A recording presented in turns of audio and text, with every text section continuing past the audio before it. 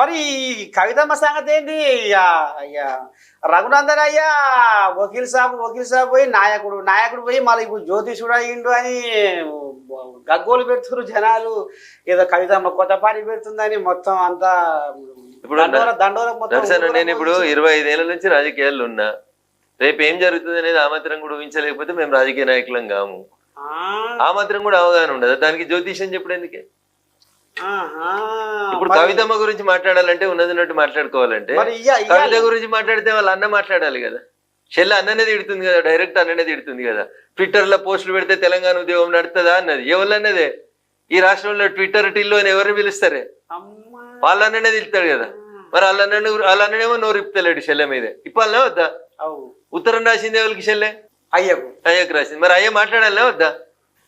ఆయన మొదటి అసెంబ్లీలో జూన్ 2014లో మాట చెప్పిండు. ఏమని? బిడ్డ తప్పు చేసిన, కొడుకు తప్పు చేసిన ఇట్లనే ఆయన ఇంకేమన్నాడు?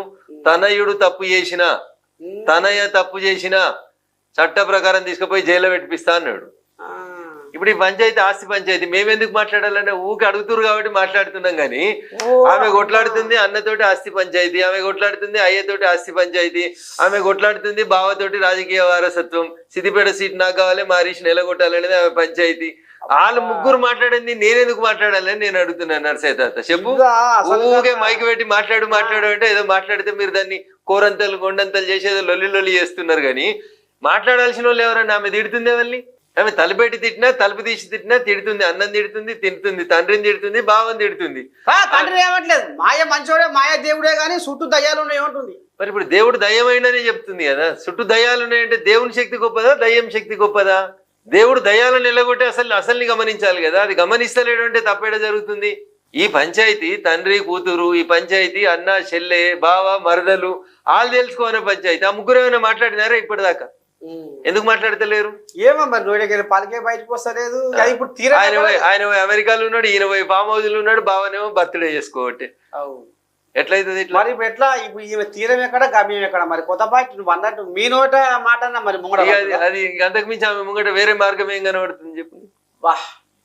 ఇన్ని చూసినాక ఇంకా నీకు వేరే మార్గం ఏం కనబడుతుంది? మాట్లాడాల్సిన అన్న మాట్లాడతలేడు, మాట్లాడాల్సిన తండ్రి మాట్లాడతలేడు, మాట్లాడాల్సిన బావ మాట్లాడతలేడు. అంటే వీళ్ళు ముగ్గురు ఏం కోరుకుంటుర్రు?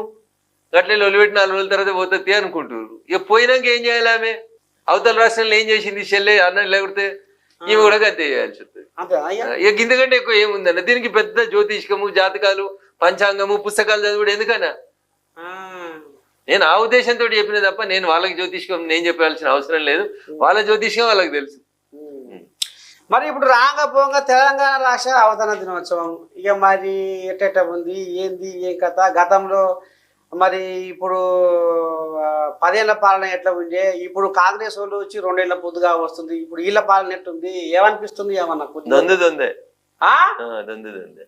ఎందుకు ఏ రాజులు పెట్టరాదు? ఓ అమ్మా, వీళ్ళేదో చేస్తారు, ఏదో పడగొడతారని చెప్పి వీళ్ళని తీసుకొస్తే వీళ్ళు ఇచ్చిన గ్యారంటీలు అటే పోయినాయి, వీళ్ళు ఇచ్చినటువంటి రుణమాఫీ అటే పోయింది, వీళ్ళు ఇస్తామని చెప్పిన 4000 పింఛన్ అటే పోయింది, వీళ్ళు ఇస్తామన్న స్కూటీలు అటే పోయినాయి, వీళ్ళు ఇస్తామన్న స్కూటీల డీజిల్ అటే పోయింది, వీళ్ళు ఇస్తామన్నటువంటి ఉద్యోగాలు అటే పోయినాయి. ఏం చేస్తున్నారు అన్న? ఉద్యోగాలు ఏ ముఖ్యమంత్రి ఉద్యోగాలు 59,000 పైసలకు ఉద్యోగాలు నేను దారపోసిన అంటున్నాయి. ఇప్పుడు ప్రభుత్వం అనేది ఒక కంటిన్యూస్ ప్రాసెస్. నేను ఇలా నోటిఫికేషన్ వేసిన 6 నెలల తర్వాత నా పదవి అయిపోయింది, ఇంకొక ముఖ్యమంత్రి వచ్చిండు, ఆయన కంటిన్యూ చేస్తాడు దాన్ని. ఈ నోటిఫికేషన్ నువ్వు ఇచ్చినవా నేను ఇచ్చినా కాదు, ఇవ్వాల్సినే ఇస్తున్నారు వీళ్ళు. కొత్తగా క్రియేట్ చేసిన ఏమున్నాయి? ఓ కొత్త కంపెనీ అమెజాన్ కోయో లేకపోతే ఒక కొత్త కంపెనీ దుబాయ్ కోయో తీసుకొచ్చి వీళ్ళు ఇడబెట్టి 1 లక్ష ఉద్యోగాలు ఇచ్చినట్టు. పాత ఆయన అంటాడు నేను నోటిఫికేషన్ ఇచ్చిన అంటాడు, కొత్త ఆయన అంటాడు నేను కాగితం ఇచ్చిన అంటాడు. నీ నోటిఫికేషన్ ఈ కాగితం 2 మంచిగానే ఉన్నాయి కానీ ఇవి ఎప్పుడో రావాల్సిన కొలువులు కదా. మనం తెలంగాణ కోసం కొట్లాడింది దేనికోసం? నీళ్లు, నిధులు, నియామకాలనే కొట్లాడినాం కదా.